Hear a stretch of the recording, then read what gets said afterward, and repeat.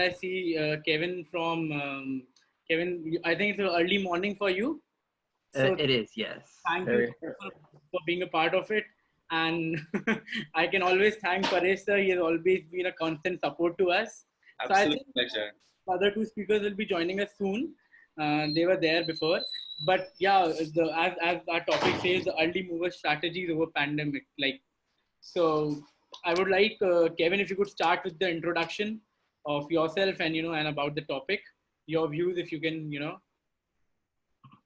Sure. Thank you very much. I'd be happy to get this conversation going. So first off, my name is Kevin Wilson. I'm joining you today from the East Coast of the United States. I am the CEO of a. I don't know what's happening Hello. Sorry, there's some sort of background noise. Okay. I apologize for that. Let's continue.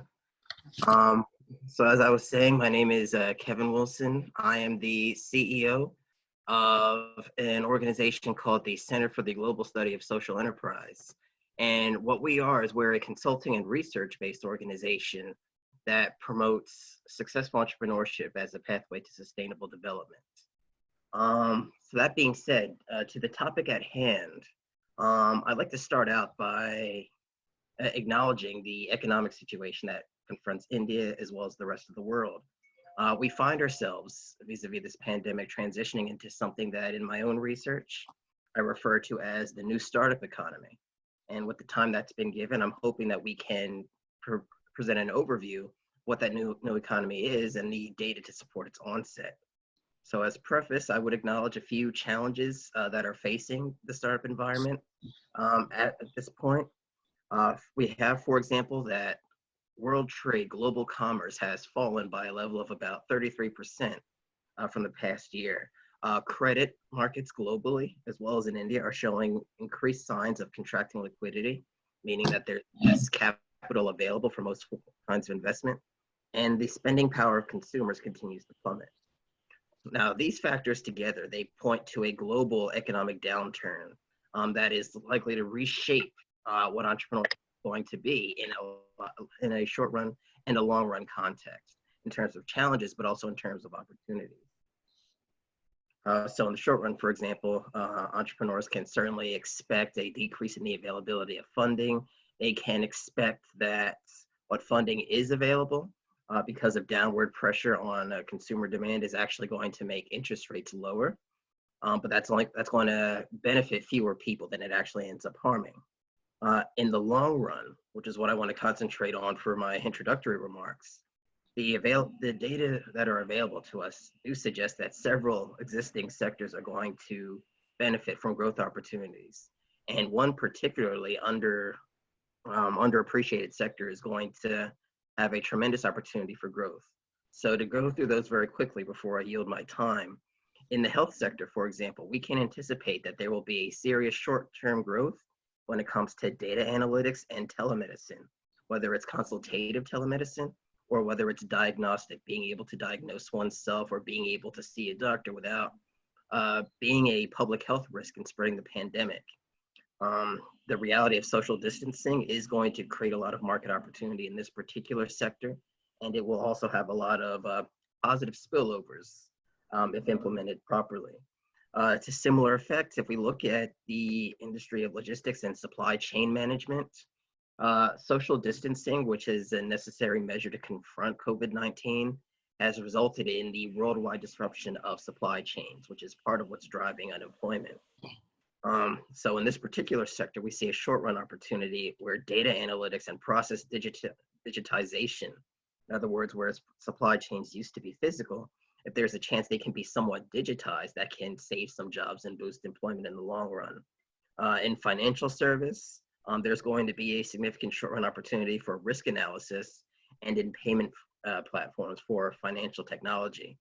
That's a long-run opportunity too, since a lot of the liquidity contractions that we see, a lot of the lack of funding that's available is because institutions, especially banks, are going to have to be negatively averse to risk. They literally cannot afford to take on a lot of risk from their own perspective. So the idea of a risk analysis software could increase the amount of loanable funds available. It'll help those businesses, and in the long term, that will actually have spillovers for other businesses as well. It'll reduce unemployment. And finally, in the ICT sector, there's going to be a significant demand when it comes to education. Institutions, public and private, are looking for ways to digitize learning opportunities, much as we are all doing here right now. And the demand for that is going to grow. And then finally, there's a sector called the social enterprise sector, which we can expect to expand exponentially for the simple fact that in times of economic contraction and downturn, the data show us that there's significantly more spending on the part of the state, and that most of that spending is concentrated on helping the most vulnerable in a country or in a community. And this is the market that social entrepreneurship tends to serve. It profits by serving. So we can accordingly expect that as paradigms shift and as old models of doing business sort of fall to the wayside, there's going to be a lot of opportunities for the social enterprise sector that are worth exploring. A good time for social and enterprise to, boom in right now. Okay, over to Paresh sir. Your point of views on the particular topic. What would you think for the early mover strategies over this pandemic? So great work, Himish, and I've heard a lot of good reviews since morning about this workshop going on. So proud of you, and I'm so very proud of you to pull this. So I was like fairly concerned whether you'll be able to do this whole thing full day thing, and you've done a fantastic job. So congratulations to you and the entire team to pull this through. Thank you. And before I begin, for everyone who may not know me, so I have been into investment banking for more than 18 years now. And I was working across the globe, looking at the banking sector, the education sector, manufacturing sector, food, agriculture, and a lot of sectors. And currently, I mentor a lot of startups, invest in a lot of startups. So I keep getting a lot of information, and the good part is that since I'm connected with a lot of youngsters around, and their parents and the industries behind them, I can see the pulse of the country and the world very quickly. So I can see what's going on, and I'll try to frame my entire thought process from that angle as to how I see people looking at things. Okay, so every sector will see a change, and I think what is important is look at how do you look at business. Okay, business strategy is governed by understanding the problems and trying to solve this. So now let's start figuring out that what exactly will be the problem, probably 2 months, 3 months from now, or 6 months from now, or 1 year from now. So let's imagine a 2021, and let's imagine where the world will be. And if you know that problem right, and if you can solve that problem and start planning that problem solving right now, you have sorted your stuffs, right? So that's something which we have to start understanding, that how people are going to think in their mind. How would you think? How would anybody listening in this current webinar would think 1 year from today or 6 months from today? Is what is my strategy. So my strategy is very simple. Look at the people. Now, what is going to happen to people? Couple of things which will happen to people. And what will happen to people is, let's start understanding India first. At an India level, the world will probably look up to India for a lot of supplies. Okay. Right. And there are going to be a couple of countries. So India, people are not looking at China as much. And people are now looking at India for a lot of supplies of a lot of material. And which gives me thinking, India should become a manufacturing hub. We have got great resources, we have got great labor, we have cheap, resources. This is the time for industrialization again. So I think that is a very, very big shift for India to take, that this entire Southeast Asia situation, we have to probably, take over a lot of things from China. So today China stands as a manufacturing hub, and I see a strategy where anybody getting into industries today, so imagine the first thing to unlock is industries. So people are not opening service sectors. The government is opening up industries, which means we would need more industries, and the world will need more industries. And India has this great advantage of cheap labor. Get employment for the labor, create labor-intensive jobs and situations, and that's one big thing. Second sector, which goes again for India, is food, which is going to be agriculture again. So I would again go back to this whole thought that India has to focus on production of as much as we can. So again, any startup, any business trying to work on production of food, production of, agriculture produce, innovation in agriculture, going back to the roots. See, currently our production levels are too low, and they're super, super low. If you compare ourselves for 1 hectare of land, our production is almost 20% of that in Israel. We are not using our land properly. So our production capacity can be doubled at least. And if that can be doubled, there's a serious opportunity for all of us, so the serious opportunity to get into the future with food as a sector. Okay, again, I would look at, see, then there are staples, so the education sector and the healthcare sector, these are like 130 crore population, you have to service this. That's going to change. I'll tell you something very interesting which is happening. So interestingly, people are no longer planning to go out of India for studies. Okay, so as far as education sector is changing, there is going to be a paradigm shift in the country from an education sector. People don't want to go out, they want to stay back. Travel is not happening outside India. People will travel within the country, within your local area. So it'll become hyper local. People say, okay, I can't go to, let's say Thailand today, let's go to some place in Jaipur alone. So that is the reason I see Tushar so much busy taking interviews. Sorry to interrupt. Yes, so this is the very, very amazing thing which is happening, that continuously parents have started deciding not to go out. We'll not travel, but we'll still need entertainment. So it'll be hyper local entertainment. So you would probably need to create smaller areas of entertainment as a sector. We have to look at hyper local businesses. So I think from a business perspective, this is one side of the story, that you have to start getting into production. You have to move away slightly from the service sector. You can service, and that will still remain mainstay for India for some years to go. But if you really want to cash on this opportunity, I mean, it's a post-COVID era, my take is, if you can start producing something, start thinking of production. So production is going to be the key. Second thing which I would say is, again, and I'll pick something what Kevin said, that there is going to be one word which is be important, which is going to be cash. So at the moment, we have promoted all the startups in this nation following the cash burn route. And we have been talking about cash burn karo, cash burn karo, cash burn karo, and things will be fine. And that's exactly how the business has been growing in the last 10 years. If I see last 10 years ka startup success story, it has all been about cash burn. Now it will be all about cash conservation, and which means it'll bring us back to the roots of finance. There you'll say absolute profitability, absolute cash, Marwadi business, Gujarati business is going to be the mainstay. You do not have to do the startup Silicon Valley business style. You would probably want to do the traditional business style. Go back to your dadajis and, papas and uncles and ask them, oh, how do you look at cash? Because they have gone through this cash crunch, and India is again entering, the whole world is getting into that cash crunch.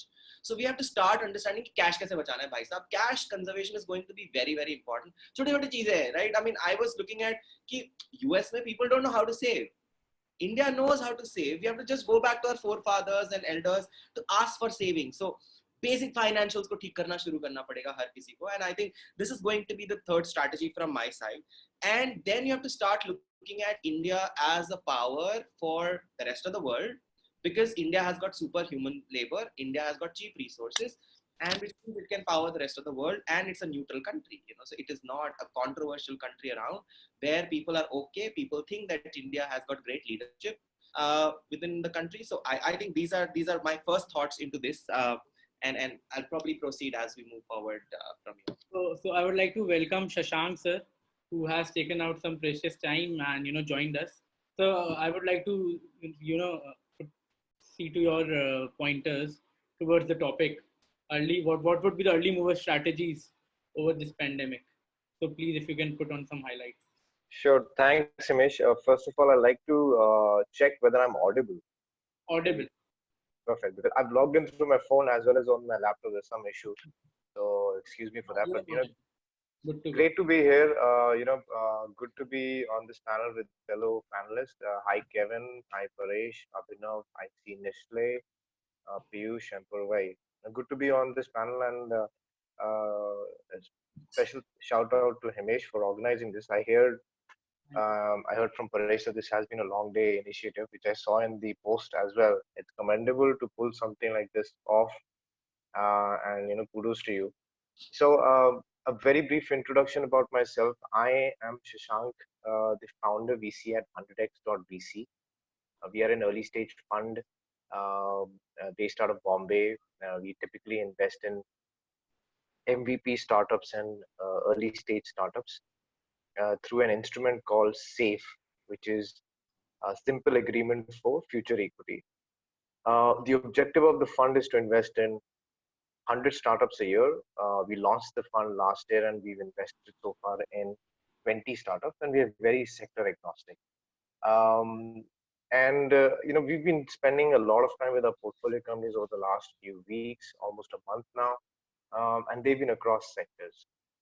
They've been across sectors in terms of direct consumer facing brand, from a chocolate brand to a dialysis center, to and two agri-tech startups which are doing fairly well right now in today's current times. So my our learnings, we recently launched an India sentiment survey last week. We launched it on Monday, where we spoke with roughly 274 founders and investors, getting their perspective on which sectors uh, will are likely to grow. How is the funding scenario going to be in the coming months? My personal learning, to be very honest, we don't know what really lies ahead. It's a very, very unique situation and a crisis which we've landed in. I don't think uh, we've seen something like this in the last 100, 150 years.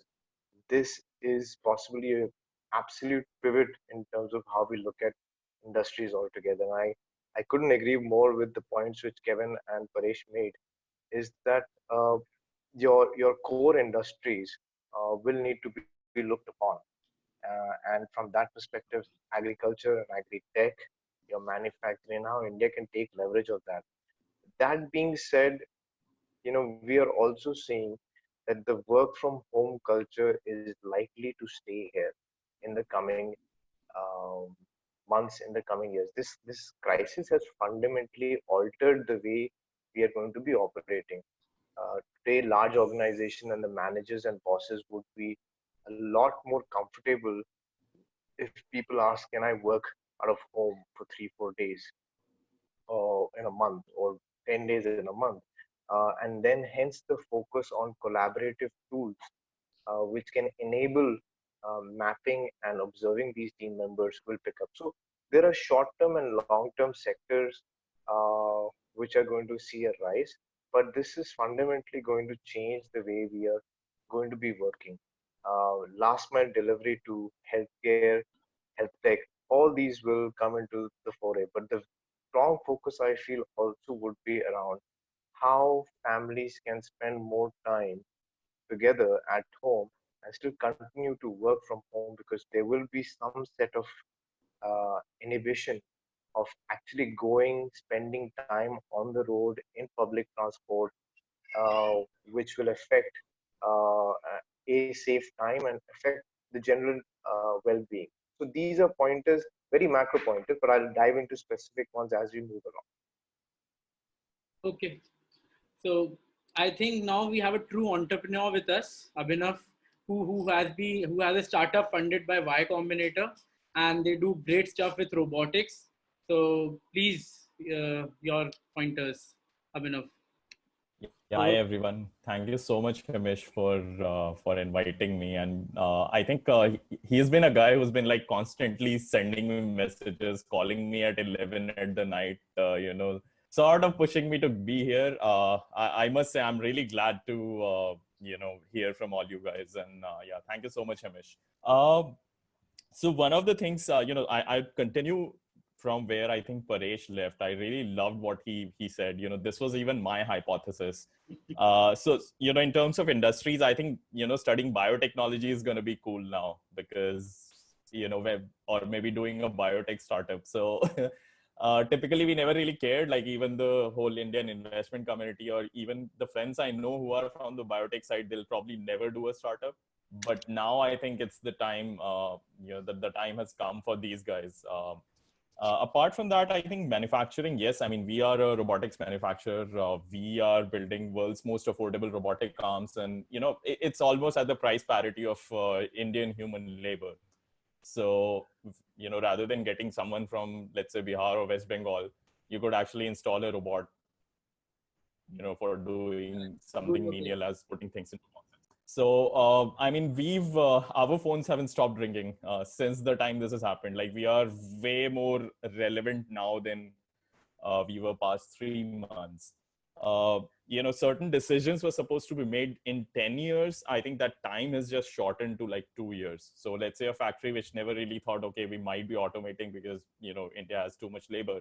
Those guys are like, no, not able to right now find the right people. And then, it's going to stay because whoever has gone home right now, they're not going to return like within the next few months. So, we believe that now we are, we and other robotics companies are way more relevant than how they were.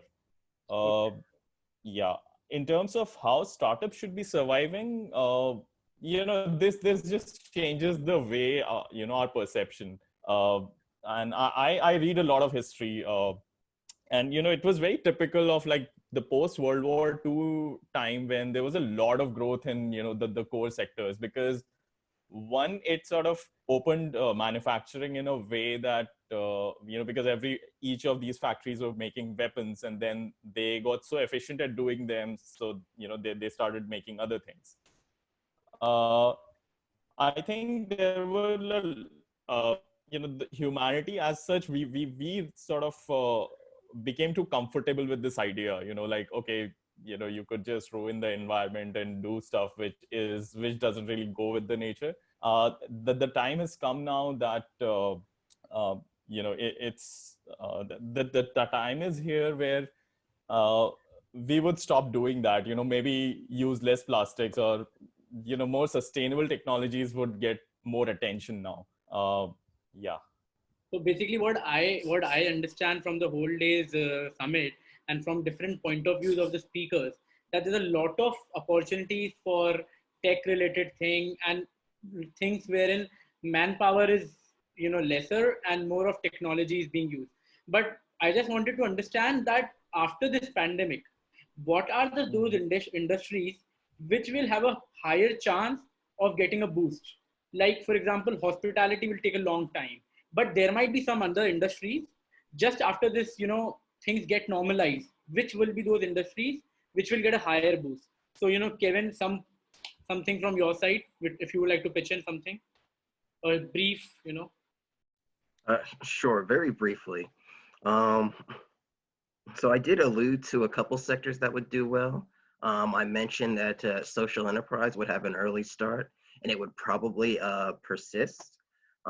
We mentioned that health in the short run, not just because the region is vulnerable to future pandemics, but just because the nature of healthcare is very likely to change. And with these new technologies that enable home-based healthcare, that enable smoother logistics for healthcare, what you have is the ability to maximize profit by greatly expanding an enterprise's existing base of customers.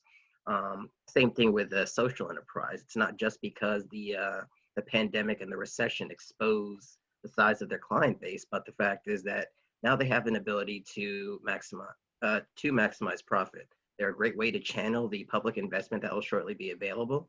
And the lag effects that we see when social enterprise act versus when central governments tend to act is typically lower, which will just increase their own sustainability and profitability.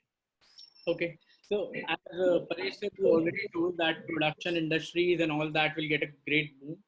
So if you would like to add on something, or it was more or less, asking that what kind of industries will grow and specific industries, I would say, see, we have to understand, even in food, there will be a lot of food manufacturing and post-processing, post-processing stuffs happening. So there's a lot of innovation yet to happen in this side. And I think, there is a lot of work to be done on the essential commodities. Do you think that we have plenty and ample of everything? Answer is no. I mean, imagine that we are not even ready for all of these things. So we have to start figuring out, okay, so let's start breaking down all the business into two sectors, essential and non-essential. Okay. And the focus will move from non-essential to essential in a economy which is now struggling for growth. Okay, anywhere. So you have to first, any startup which is trying to look at this business has to start thinking, can I fit myself into the essential industry sector? Anything which is essential. So is it there something which Himish wants on a daily basis and there is a shortage of it? There is what essentiality is. Very simple. So if today even, let's say, wheat flour is not available in the right quantities in the world, there is a serious opportunity to start that. So every essential commodity, we did not have hand sanitizers enough. We don't have masks enough, so understand that we don't have these basic essentials to live, at the moment. We don't have plastic bottles, probably. We don't have, I'll tell you something very interesting. In fact, there's one startup which, Tushar and I have been talking about. It is about disposal of medical wastes. That is very important. I mean, the next biggest challenge will be waste management of all the plastics which is being used. Absolutely. Has to be disposed. So Absolutely. So logistics, packaging, waste, plus the medical waste and the bio waste. And that bio waste is going to be such a critical thing. I mean, I should not say this like, in such a, as from business angle, but understand disposal of human bodies will be a business. Okay. Anything which is related to people are facing problems to even dispose of these, medical devices and health and bodies and stuff like that. And there's a serious opportunity to look at that side as well. So so all these industries which are catering to essential services, and it's like, start mapping your daily life and start mapping your life from childhood till your adulthood or your death. You will start figuring out these are essential. Everything that is essential, making your life easier, will be in high demand. Simple answer. So I think start mapping each of these small elements. You'll get all the answers. The non-essential elements will go away. So entertainment, travel, luxury, diamond, jewelry. People will say, I'm not even going out. So if I'm not going out, I don't need more lipsticks for, and more makeup to put on. So I think those things will go down. So all the luxury items will be eliminated, but your daily life. So now you'll need better facilities at home. You'll need better internet services at your home. You'll need better tech services at home. You'll need better, robots probably to clean your floors, because you're not allowing people to come in and do things. So all of these things which are essential to your daily life will become important. Understood. So Shashank sir, if you would like to pitch in something on this. Is Shashank? Yes. So I think all the points are broadly covered, but I like to break it down in terms of digital infrastructure, digital health. These are the two things which we'll see a rise in terms of connected devices. That will see a rise. So I'll start with manufacturing. So fellow panelists touched upon the point that you'll see a lot of automation coming in, and that's actually true. We'll see a lot of automation coming in. We've been speaking with a lot of startups which are automating manufacturing units, and these are 50-year-old machineries which are being automated to track downtime. And these might see a rise, particularly with the labor force migrating now, moving to their home states. They might not come back in time. And that piece will pick up. And that piece has been missing in India for a very, very long time. I've been personally interacting with IoT-based startups for the last 3.5 years, 4 years, but I've not seen a single one yet take that plunge. And that's probably a function of, the intention of the manufacturer, unit owners, the timing, etc., etc. So that piece, I feel, will see a rise in terms of IoT-enabled solutions. The second piece is in terms of, the fellow panelists mentioned also in terms of waste management, and that is something I don't feel the private sector, the venture capital industry will look at aggressively, because that is strictly a function of the government's intervention and how they look at policies and how they implement. So that's a lot of waste management companies have to work hand in hand with municipal departments. And B2G companies not necessarily make great businesses in India, unfortunately. I love business to government businesses. I love that space. I would want to personally look at them because there's a huge opportunity. But India is not structured as a country. And maybe this is the time to really pause and think. All the industries which I heard, half of them are completely dependent on government's intervention or some semblance of business to government. We're not a Singapore yet. We can't be, but we need folks to start looking at sectors where governments can enable that process. So there are a lot of these initiatives I'm pretty sure you guys are aware of. A lot of innovation societies have opened up within states. Maharashtra has one, of their own. It's called Maharashtra Innovation Society, which is primarily driven to work with government and Department of Science and Technology to kind of boost B2G contracts. Correct. So that space has been there, and that space will continue to be there. But I don't see that piece getting private players involved till the time the government seriously automates and makes it a very by automating, I mean make the payment cycles, make the innovation more, conducive for everybody to utilize and not get stranded in bureaucracy. Till then, private investors will unfortunately not look at these sectors, despite the fact there's a need in the market for it. So that's one point. The other point is obviously, uh, you know, today more than ever, we've got folks who realized it's important to spend time with family and hence well-being. A lot of people are, at least for the last 3.5 weeks to 4 weeks, have stopped eating outside. They're largely cooking at home. I see my mother, who's been using a lot of Zoom calls to attend virtual yoga sessions and laughter sessions. That's the level of motivation these guys have. Both our parents' age and my age, where my wife is also participating. So you'll see a rise in healthy lifestyle and well-being, and anything which can enable those processes. And then on top of that, this is very horizontal. You've got more than ever, I think today, uh, we have a lot of data being utilized, and therefore artificial intelligence tools, machine learning algorithms, that play will strengthen. We have a lot of data now coming out. Data was and will continue to be the new oil, and that will see a lot of opportunities in health tech. Somebody mentioned, the rise of telecom, or the ability of telecom companies to provide higher bandwidth. I couldn't agree more with that. Everything is dependent on that. This is a huge opportunity for telecom companies to provide bandwidth. This is a huge opportunity for startups to build products which require low bandwidth and hence can be utilized with at low bandwidth and across various networks. So so these are largely the segments which I feel will emerge out of the entire thing. So collaborative workforce on the manufacturing side to IoT devices, healthy lifestyle and well-being as an industry will pick up. And on top of that, layering would be, the data and artificial intelligence, which will be sliced and diced, and then, the low bandwidth will enable all of this. So I think India, if you want to look at an optimistic future, the next 10 years, actually is the time to really build out on what we're doing. This is the first wave for India to become truly, truly digital. So And for so I feel as of now, as of now, as of now, every sector is open to rise in India. correct.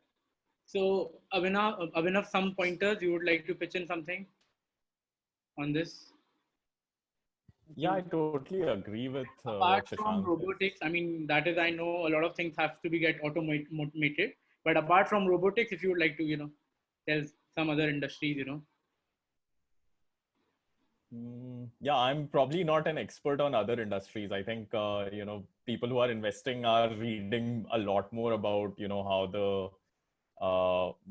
where the wind is moving. So I'll probably be more comfortable in talking only about robotics. But yes, apart from that, I think one strategy which we have, so what we are now doing is actually taking more interviews for some of the positions which we wanted to fill, and especially if you are a startup who was probably looking for certain certain roles which you wanted to fill, but you always thought maybe these guys would be too expensive.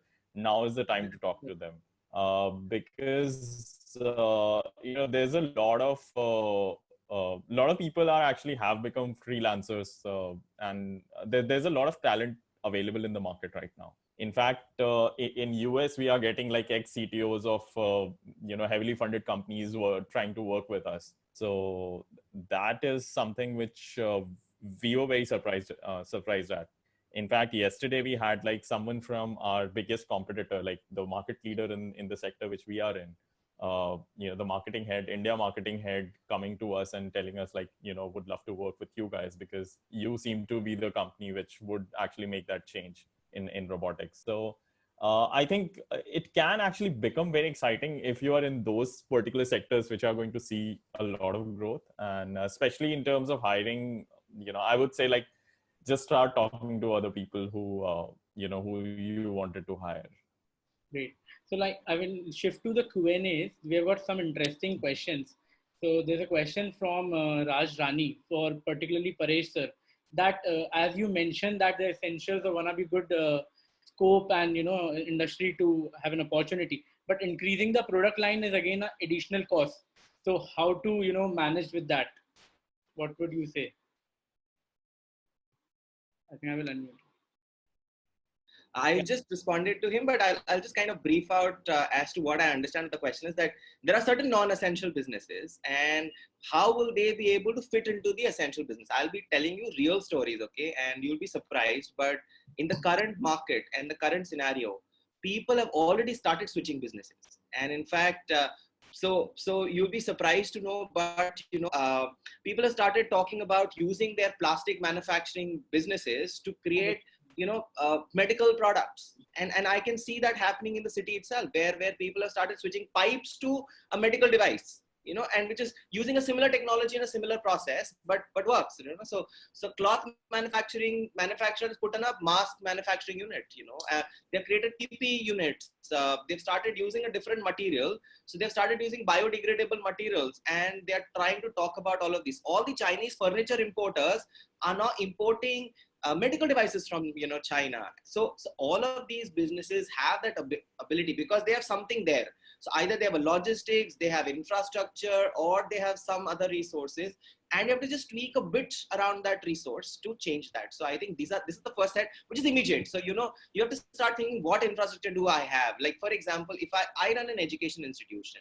Now, while I see that education institutions will face a problem because that's going to be locked down for a longer period, and people not be allowed to come in.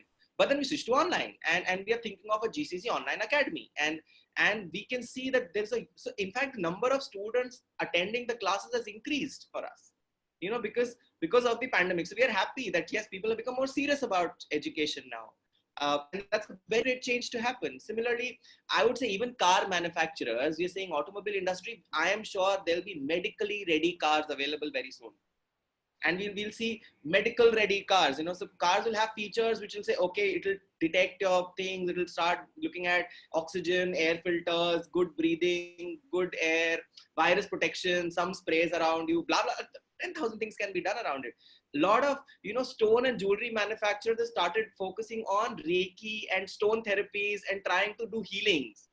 And they started doing pranic healings to people. So imagine jewelry manufacturers are also shifting to this kind of a thing. They're saying, oh, you are locked down, you are having depression, you are having anxiety, we'll do pranic healing for you. Whatever way, good, bad, ugly is not what I'm here to argue on, but I'm telling you, this is exactly how business has started shifting and moving. If you don't do that, you will either be sitting back. So I'll give you another example. And this is an example of a guy who did not understand how to transform his business. Now, he was a supplier to various restaurants, and he was supplying one particular product to various restaurants, and that was his primary business. Now, what happened was, with the lockdown, restaurants were shut. So he stopped business and he said, okay, I am out of business. I spoke to him and I said, but you have a packaged product, and this packaged product can be sold on grocery stores also. All you have to do is, grocery stores are open, they are essential items. So he has to just shift from a restaurant tie-up to a grocery store tie-up, and business is done. Because the product is still there. It's so you have to just shift a bit of things, so you have to start thinking more logically around it. Of course, creativity, yes, that's what a startup is known for. You have to think out of the box, you have to use your existing things, reach out to mentors, reach out to people who can help you to pivot that idea. And there are so many amazing people available to help you pivot that idea. And I think that's exactly how I see things going forward. Perfect. So there's one more question. What are the items we people used to import from China, and which could be some things which can be manufactured in India?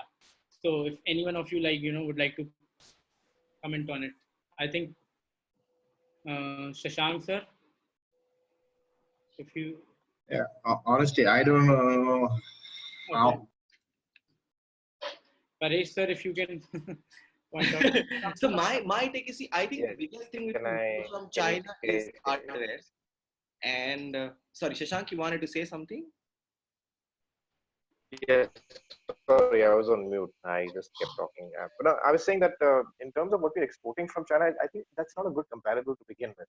I think the fundamental problem in comparing ourselves continuously with China is that we're forgetting what our core expertise as a workforce in blue-collar workforce systems or white-collar service segment is. So my take is going to be slightly different on that. My take is in terms of one is our ability to create manufacturing units and then first identifying pockets. Again, this is a function of government. We work very closely with the central government and the state governments, and having these pockets to figure out what is required. Now, nobody, I've not seen a single panel discussion over the last 3 months, and I've been personally an advisor to the government of Maharashtra and central government, which are doing a lot of work around bamboo. Nobody talks about bamboo. Bamboo is one product which has 150 species or types of bamboos which can be grown in India.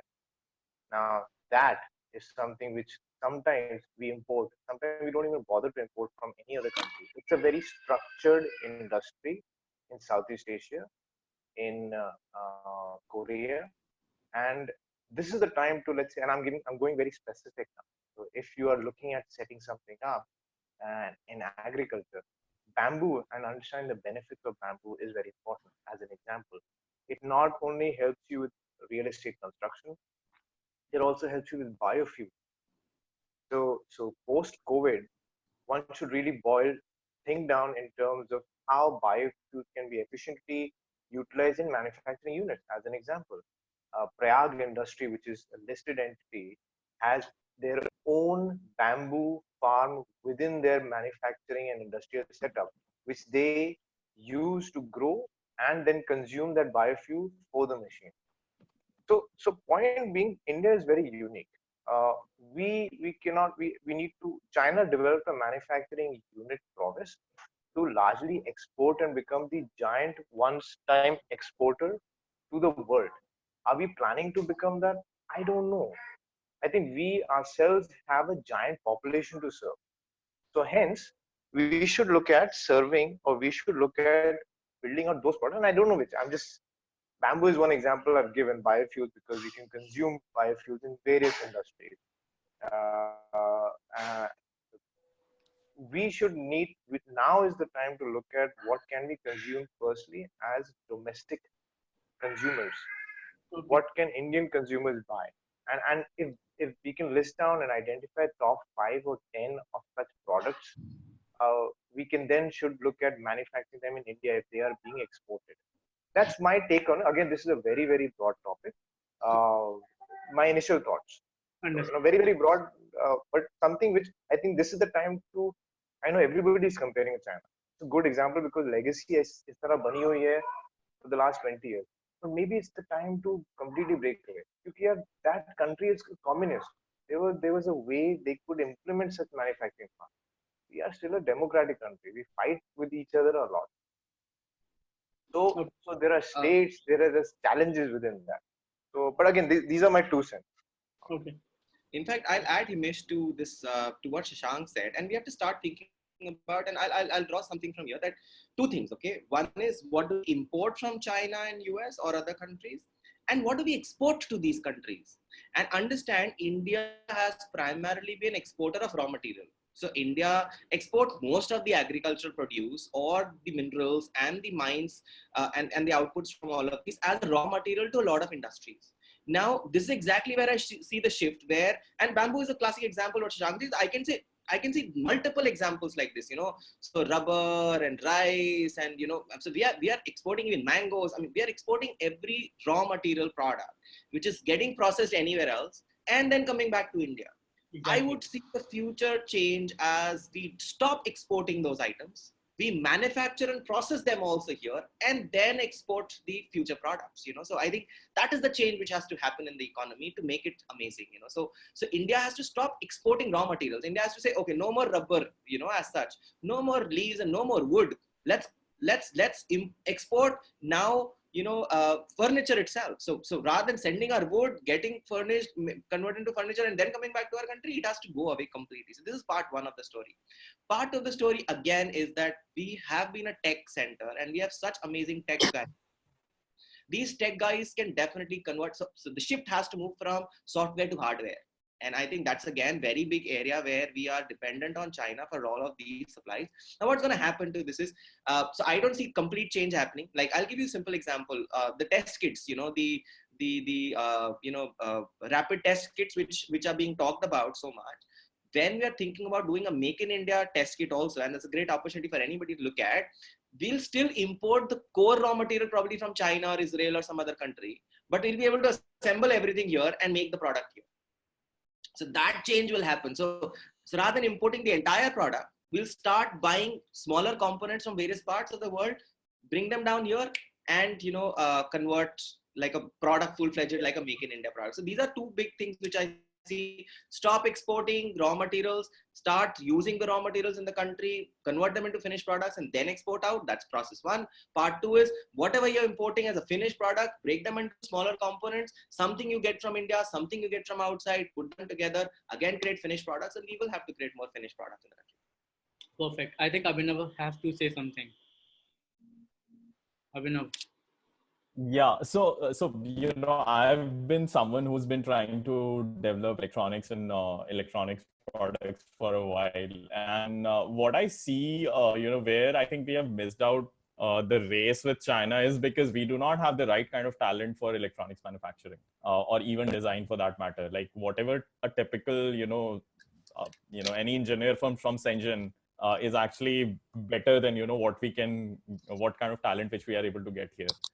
In terms of getting prototypes made or getting PCB manufactured in Shenzhen, something which takes like 1 day, in India it can take up to 18 days. So the cycle times are actually much much longer, and you are not able to do the iterations which you want to do.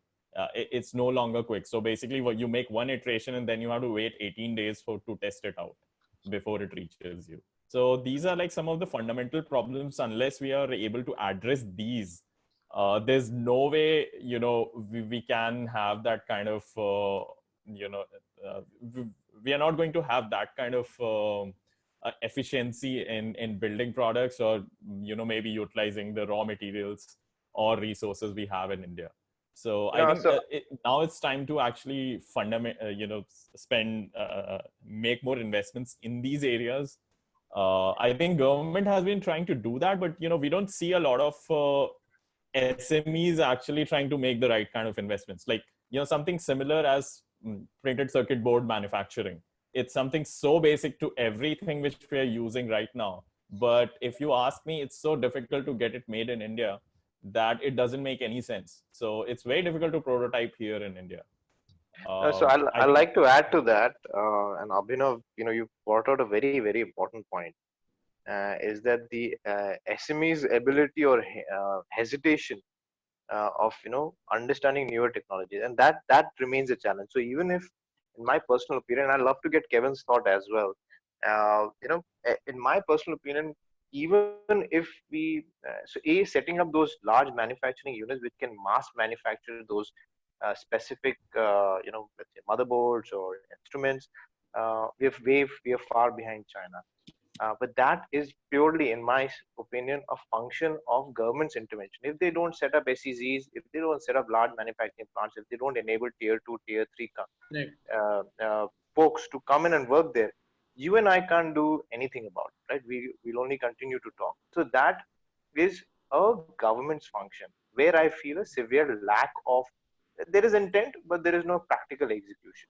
We only continuously talk and talk about the comparison. Government is still not able to carve out a large chunk. That is first point. Second point is Abhinav brought out the biggest challenge for startups who even cross that barrier, like Abhinav has, and managed to produce an IP specific product, the the the the learning curve of these buyers is too high, and hence enabling them, or ensuring that the importance of why they need to be automated, or why they require these services, if not now, next 10 years down the line, is very, very important. That education, again, I feel, I could be wrong, this is my personal opinion, again, I feel that can also be enabled by the government.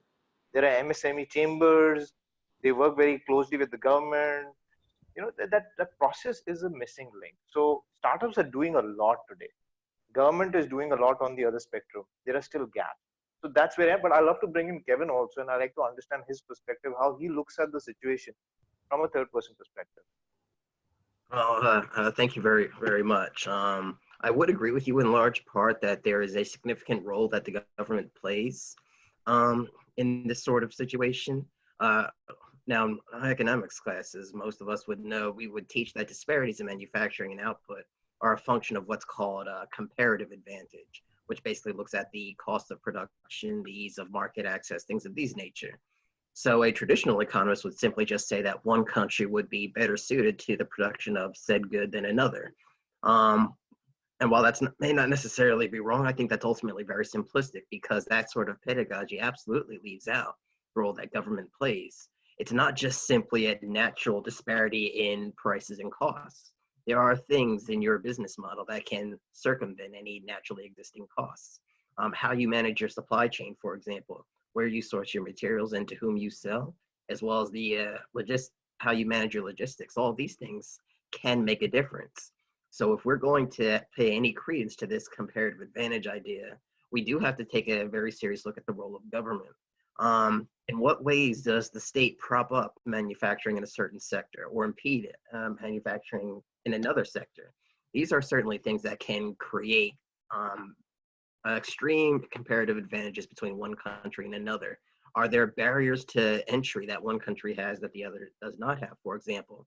Are there additional expenses, fees? How long does it take? And we also have to look at the question of subsidized production. To what degree is that taking place in one environment versus another? And what direction does that fall? Economics would also teach that for any state intervention, there's always what we call the spillover effect. So if government seeks to subsidize manufacturing, in other words, where are the benefits of that subsidy going to fall, and where are the costs going to fall?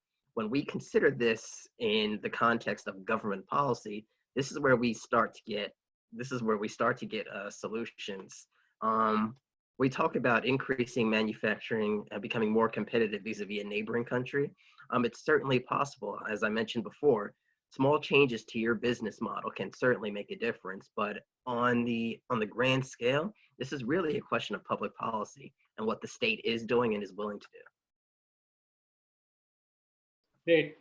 Yeah. So one of the things which I found out was, so governments, the way they function is, like, okay, we have this problem, let's throw a lot of money on it. And in fact, with electronics manufacturing, there has been a lot of money thrown at it. And, if you look at a lot of companies have started making LED bulbs because there was so much money available as grants and, easier policies that you could set up such units. But we actually need, you need to like enable the innovator. Then only, some of these things can come out. And the way it can happen is that it's not the government, it's the SMEs who have to take it up. Like a startup like ours, we don't want to invest enough money in putting up a PCB plant. There has to be something which, someone who's probably doing electronics manufacturing, they have to come up with something like this. And I believe that, Indians have been a little less opportunistic than maybe our Chinese counterparts in this particular sector. I think a great insight from all of you. So we could have a conclusion note and like to end it over. So not to like to take a lot of time of yours. So Paresh sir, if you'd like to have an ending note. Oh, Baba. Okay. Okay. I was not expecting to be the first one to do this, but Anyways, I think great discussion and I think great insights by everybody in the panel.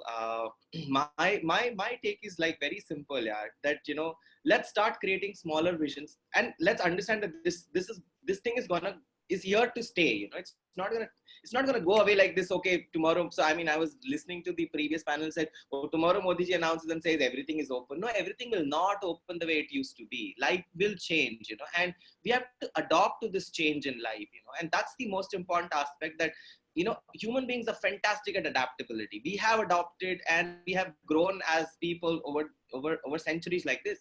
So you have to start accepting that this is a part of life, and any business has to start now looking at opportunities with this change of life.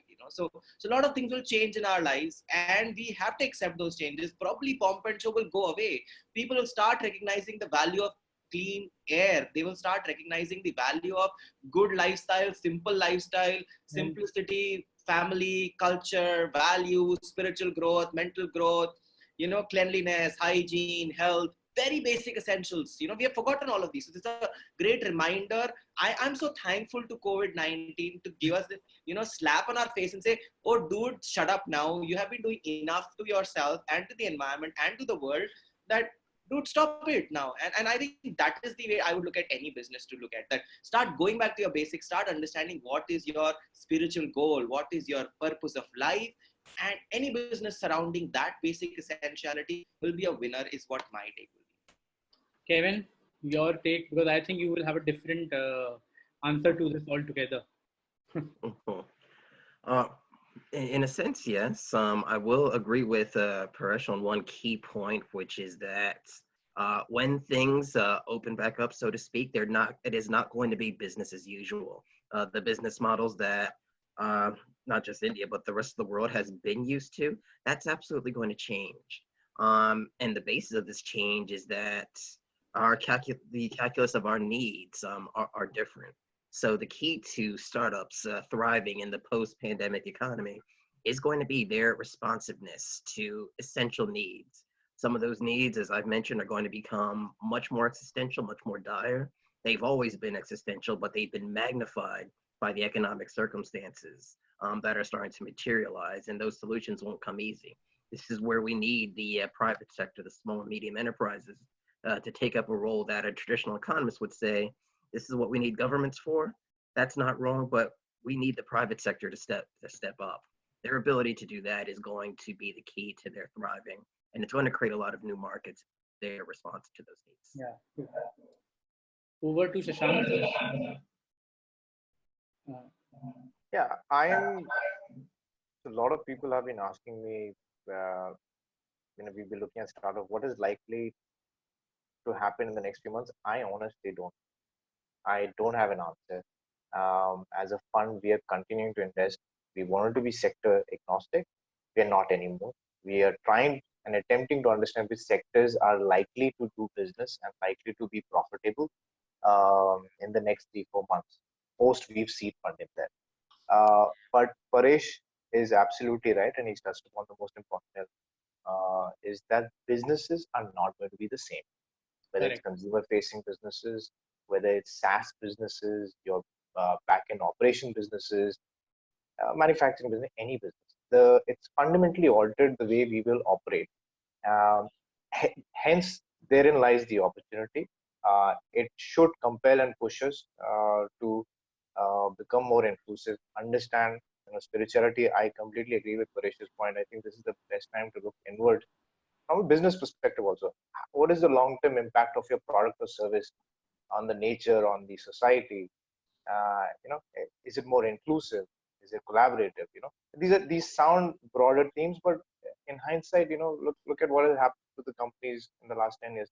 E-commerce companies are not able to deliver. Today, my savior is a Kirana store. Every Sunday I can go down and I'm collecting things from the Kirana store. E-commerce, none of these guys came to my house, right? Yet Flipkart was sold at 19 billion. So this is a good time to reflect. Maybe can we automate Kirana stores and all of those things. So it is very important to be optimistic. These are going to be difficult times, but then this is the best time to ideate and figure out the next way forward. So I'll leave it at that because I'm still trying to figure out. So I think all of us are trying to figure. Sure. And one last point is that I think one big opportunity out of this crisis is meeting even on a Sunday at 5:30 through such collaborative platforms. Correct. This is a huge upside to this. So thanks again, Himish, for organizing this. Thank you. Abhinav, I know you've been working damn hard all these days, even though there's been lockdown. Your insights. Yeah, so I think it's so I'll compare the startup founders to cockroaches. So whenever there's like a apocalypse, you always have cockroaches that survive. So I think these are like the time founders who are very lean and very disciplined. This is the time we survive, and it's time we evolve into what we should be. For us it's been it's been a blessing in disguise, so what should I say? But then I think that these are the times when founders, like the personality of founders, they are the ones to survive this. So suddenly your MBA is not going to help you unless you know how to survive this kind of a time. Okay. So I would like to conclude with a thank you note. First of all, I would like to thank all my outreach partners, all the other partners, whether it's FAFC who have given us the tech support, whether it's TIE Rajasthan for helping us get good mentors, good speakers, it's Headstart, GCEC, NEOS. I would like to thank all of you and all the reputed delegates who spent some time and gave us their valuable time to help the startups.